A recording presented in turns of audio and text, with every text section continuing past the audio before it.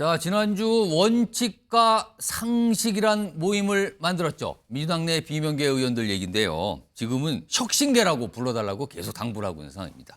자, 주말에도 청년층의 목소리를 듣는 이런 여러 가지 모임 행사를 가졌는데 오늘요. 이 원칙과 상식의 멤버인 김종민 더불어민주당 의원 모셨습니다. 네. 안녕하십니까? 안녕하세요. 예. 예.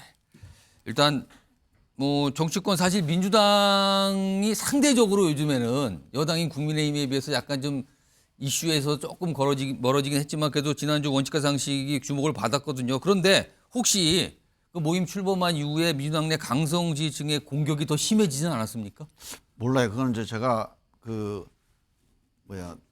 문자를 예. 이렇게 좀 너무 욕설 이런 거는 많이 차단을 해놨기 때문에 아, 자동으로 걸러지게 돼 있습니까? 특별하게 뭐 큰 변화는 없고요. 예. 아까 이제 우리 앵커님께서 비명계, 혁신계 이렇게 말씀하셨잖아요. 예. 왜 우리가 비명계가 아니고 혁신계라고 얘기를 하냐면 비명계라고 하는 건 그냥 이재명이 아니다. 예. 이재명을 비판한다, 반대한다인데 우리는 그게 목적이 아니에요. 예. 이재명 대표가 잘하는 거는 지지하고 함께 가고 어깨 걸고 그럴 생각이 150% 있어요. 예. 그런데 문제가 되는 거에 대해서 오. 당대표니까 혹은 뭐 강성 지지층이 공격할 거니까 예. 아니면 공천 때문에 이런 것 때문에 얘기를 안 하는 분위기 이건 우리가 넘어보자. 즉 그게 보니까 혁신이고 개혁이거든요. 예. 그래서 개혁파, 혁신파 이게 우리가 지금 하고 싶은 얘기의 핵심이고 예. 개혁, 혁신에 대한 얘기 그건 그 안에는 이재명 대표를 지지하는 얘기도 포함될 수 있습니다.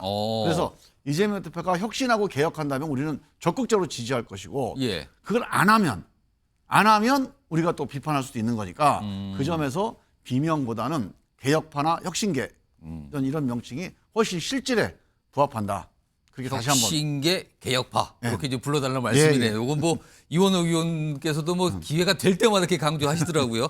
그런데요, 이 모임을 출범한 지 이후에 그 이후에 혹시 이재명 대표 측에서 좀 만나서 얘기 좀 하거나 면담 좀 하자 이런 연락이 혹시 있었습니까? 아직은 그런 연락이 없었습니다.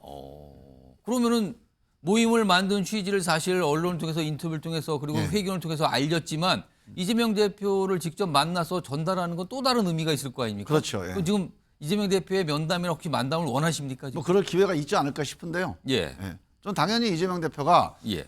당신들이 모임 만든 취지가 뭐냐, 어떤 게 혁신이냐, 예. 어떤 혁신을 해야 되냐 이렇게 물어보면 아주 자세하게 말씀을 드리면 좋죠. 근데 아직은 연락은 없다. 예, 예. 그렇군요. 기다리신다는 아마 말씀 대화할 수 같은데. 있는 뭐 기회가 있을 겁니다. 알겠습니다.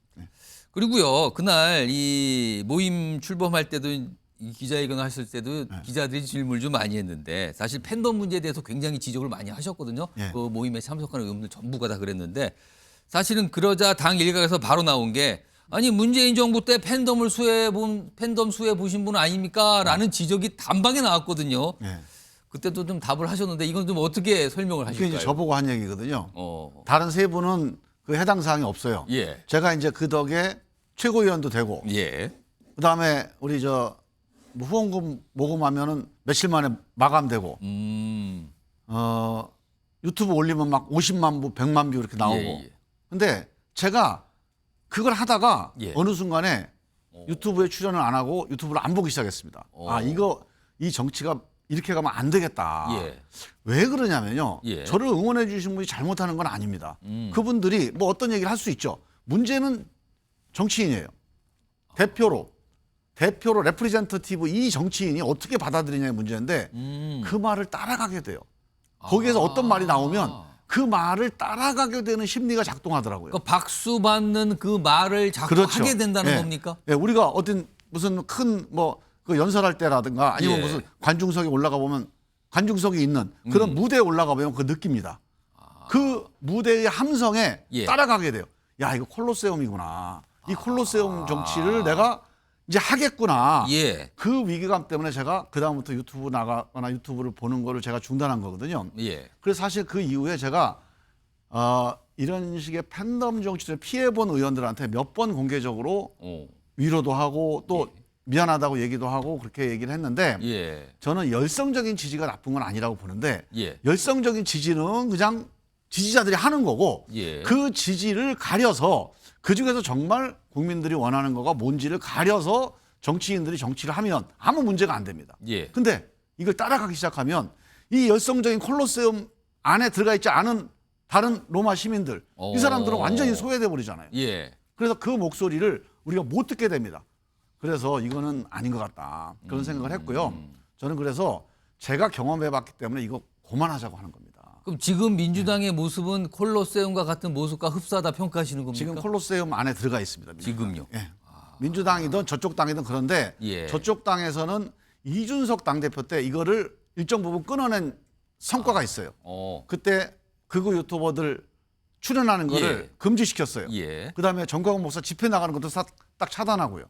그 효과가 국민의힘에 좀 있다고 보고 예. 우리 당은 문재인 정부 때도 우리가 그걸 못해서 그 이후에 하자고 계속 얘기를 하고 있는데 예. 지금 이재명 대표 때는 좀 더 심해졌습니다. 그래서 지금 이대로 가다가는 예. 지금은 이게 뭐 장사가 되는 것처럼 보이고 시장이 북적북적하는 것처럼 보이지만 이 콜로세움 경기 끝나면요. 예.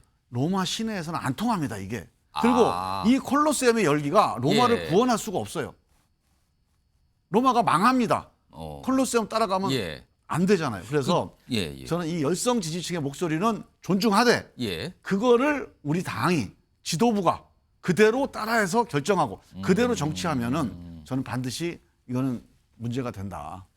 그래서 최근에 말씀하신 게 이렇게 가다간 총선에서 망할 수 있다 얘기가 그 맥락이신가요? 그럼? 뭐 그것도 있고 예. 몇 가지가 있죠. 제가 이제 세 가지를 지적했는데 예. 일단 도덕성에서 우리가 저쪽 당하고 비교 우위가 너무 없다. 뭐 심지어는 여론조사 보면 민주당이 더 문제가 있다 이렇게 나와요. 예. 내로남불이다. 그러니까 이거는 민주당 역사에서 있어 본 적이 없는 일이에요. 저쪽은 50년 동안 기득권을 누린 분들이잖아요. 뭐가 됐든 도덕성 면에서는 저쪽 당이 예. 더 우리보다 마이너스입니다. 근데 이게 역전된 거예요. 아. 최근에 이거는 민주당 역사에서 처음 있는 일이거든요. 이걸 치유하지 않고는 총선이 위험하다. 두 번째, 예. 이 이제 당내 민주주의. 당이 대표라고 하는 거는 우리가 당 대표든 의원이든 다 국민의 대표 아닙니까? 예. 대표는 모든 국민들의 얘기를 다 담아서 신중한 좋은 결정을 내려야 돼요. 그리고 책임이 있어요. 근데 콜로세움에 있는 특정한 목소리, 예. 목소리 큰 얘기만 듣고 의사결정을 한다. 이건 민주주의가 아닙니다. 예. 그래서 이 콜로세움 민주주의에서 우리는 벗어나야 된다. 예. 이 얘기를 드린 거고 세 번째는 우리가 탄핵하고 문제 제기하고 검찰 독재라고 규탄합니다. 예.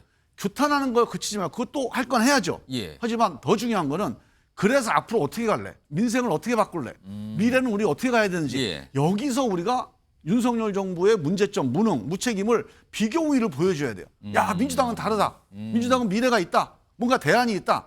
그런 걸 쌓아나가야 못하고 있어요. 예. 그래서 이 세 가지를 우리가 못하잖아요.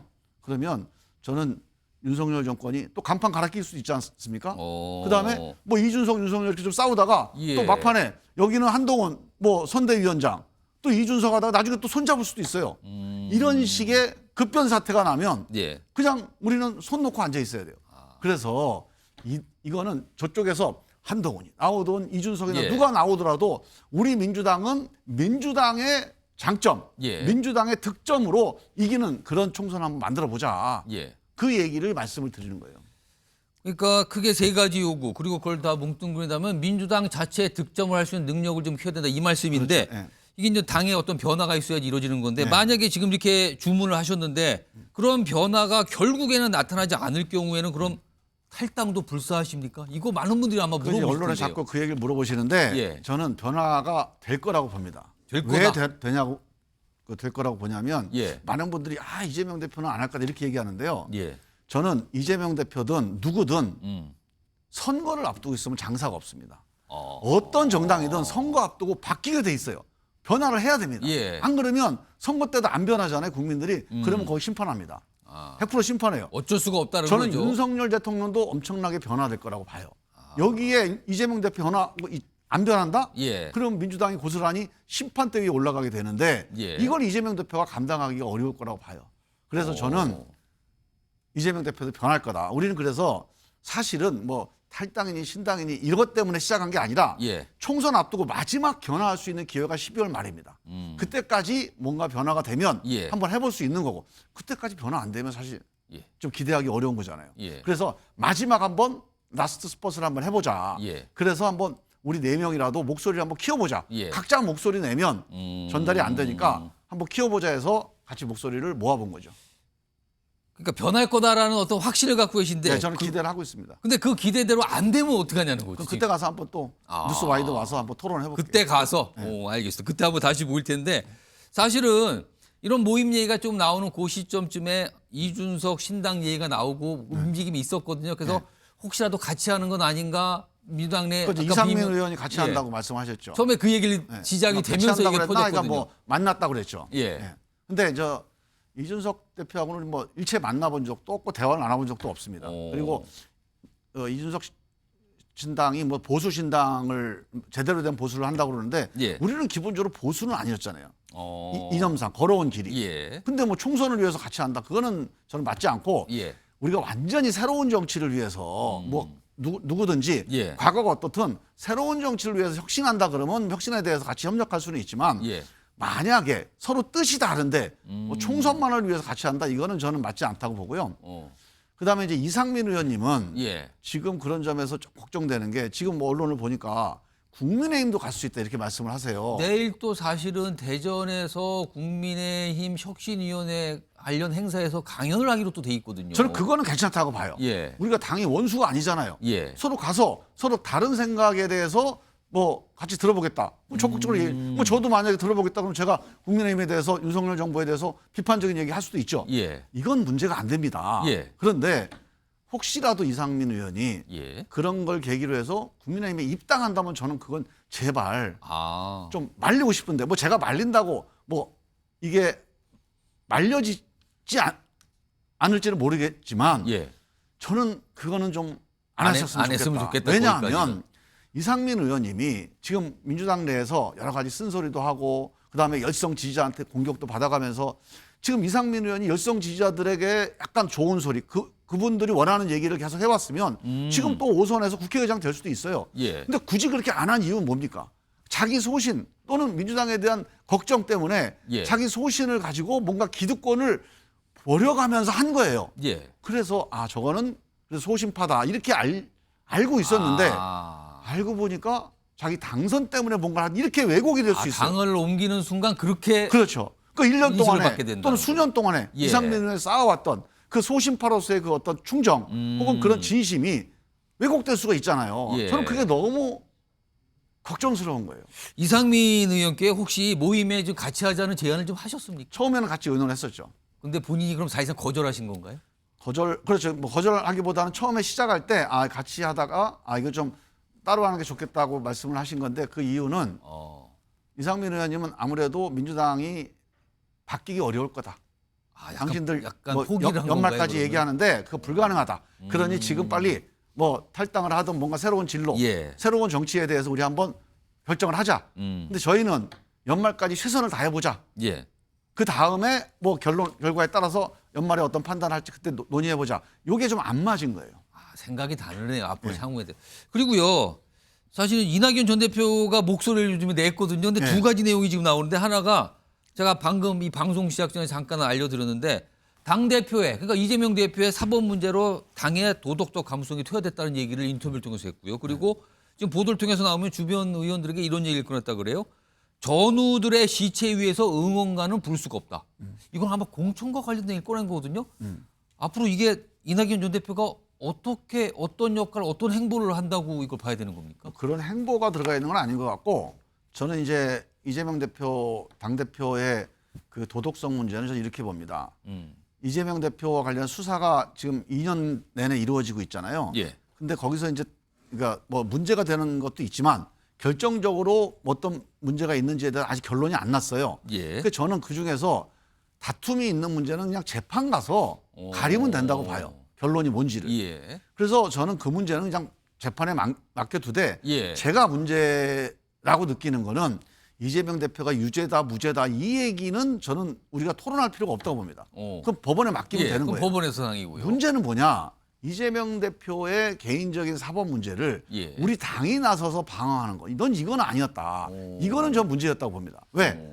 그거는 이재명 대표 변호인이 있잖아요. 예. 이재명 대표와 가까운 의원들 중에 법조인들이 있을 거예요. 예. 그분들이 개인적으로 이재명 대표를 변호를 해도 지금 이런 정도의 우리 방어는 할 수 있습니다. 그러면 국민들이 그거에 대해서 합리적이라고 수긍을 하는데 예. 막 집회를 하거나 의원들이 나서거나 뭐 검찰에 쫓아가거나 이러면 아 저건 정치적으로 방어한다. 힘 있는 사람이니까 저거 특권이다. 예. 반칙이다. 이래 버리면 오히려 불리한 거예요. 근데 그거를 이재명 대표 본인도 계속 그거를 방치해놨고 예. 우리 당도 그걸 했기 때문에 예. 이게 그래서 국민들이 보기에 저게 좀 도덕성에서 문제가 있다. 이렇게 된 거라고 좀 봅니다. 그래서 그 문제, 이른바 방탄정당에 대한 문제는 예. 우리 당이 이거는 지금이라도 예. 이제 좀 그만해야 된다. 이런 말씀을 좀 드리고 혹시 싶고요. 사실 방탄정당 하면 나오는 게 이재명 대표가 대표직을 유지하는 한 당 자체가 이게 휩쓸려 가는 거 아니야. 이런 얘기는 계속 나오거든요. 그런 얘기가 그건 어떻게 있는데요. 보십니까? 제가 예. 저는 그렇게 어려운 문제가 아니라고 봅니다. 왜? 이재명 대표와 관련된 사법적인 대응은 예. 변호인이 하면 당 대변인이 하는 거하고 똑같아요. 언론이 다 받아씁니다. 그리고 그게 효과가 더 있어요. 그건 당 대표를 갖고 있느냐 아니냐고 상관이 상관이 없다고 보시는 없죠. 예. 겁니까? 그리고 당 대표로서 하는 건 우리가 민생이라든가 미래라든가 정치적인 문제라든가 이런 문제. 예. 그래서 검찰 독재, 검찰의 어떤 수사 과잉 이런 걸 공격할 수 있죠. 예. 근데 이재명 대표 본인의 사법 문제는 변호인과 가까운 의원들이 개인적으로 하는 거 저는 이거 찬성입니다. 예. 그게 더 효과가 있다. 그러면 우리가 방탄정당 욕을 안 먹어도 된다고 저는 봅니다. 지금 당과 관련해서 두 가지 정도 질문이 더 준비되어 있는데 제가 요거를 좀 속도 있게 좀 진행해 보겠습니다. 우선 민주당 내에서 이제 목소리를 많이 내신 강병파 의원들이 계신데 계속 윤석열 대통령 탄핵 얘기를 꺼내고 주말 동안에도 어떤 행사에서 그 얘기를 또 꺼냈거든요. 네. 이거 어떻게 좀 보십니까 이거는? 저는 탄핵은 헌법상에 국회에 주어진 어떻게 보면 가장 심각한 권한이에요. 그러니까 아주 신중하게 행사를 해야 됩니다. 예. 원래 입법, 사법, 행정이 삼권 분립이 돼 있잖아요. 예. 그 삼권 분립이 돼 있는데 국회에 약간 사법권 같은 거를 주어준 거예요. 예. 왜 긴급하게 혹시라도 쓸 일 있으면 이런 비장의 무기 하나는 정도 있어야 된다. 예. 자주 쓰면 안 된다. 이게 헌법적인 메시지거든요.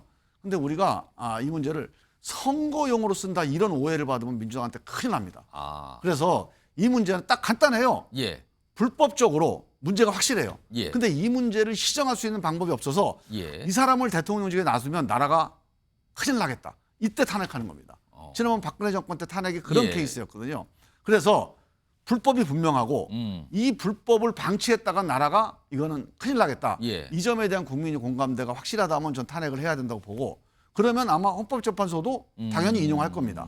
근데 만약에 우리가 그런 게 좀 불확실한데 예. 정치적 공격을 위해서 총선을 위해서 한다? 그러면 그거는 민주당의 엄청난 또 이제 그 부작용 내지는 부메랑이 될 수도 있으니까 이건 좀 신중하게 정확하게 판단을 그러니까 헌법적인 원칙을 좀 예. 그 감안해서 헌법 원칙 위에서 판단해야 된다 이렇게 봅니다.